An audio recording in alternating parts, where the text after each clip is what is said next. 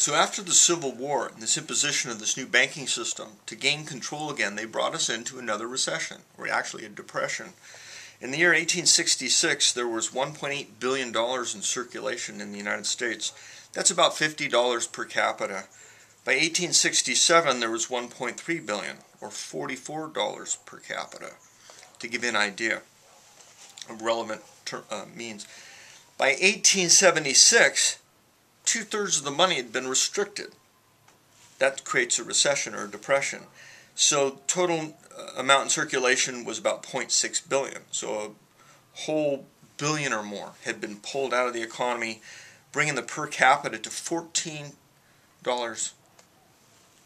And in 1886 it was down to 0.4 billion, which made it $6.67 per capita. So from $50 per capita to less than $10 per capita. That's a pretty big restriction.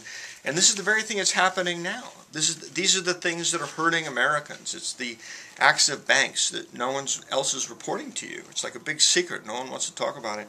Even I tried to get someone in PR to get me on some national television, and she goes, "Oh no, they're not going to talk about this subject. Sounds like a conspiracy. They're scared to talk about it."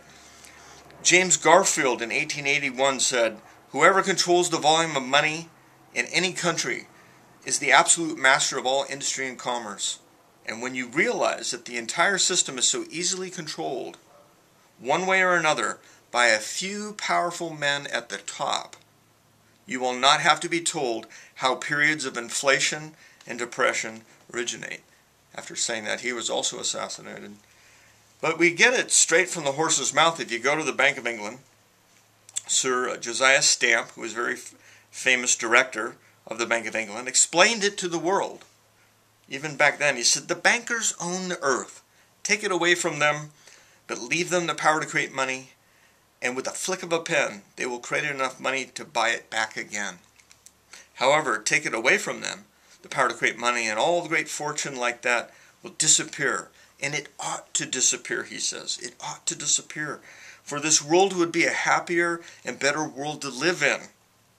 But if you wish to remain slaves of the bankers and pay the cost of your own slavery, then let them continue to create money. And I leave you on that note.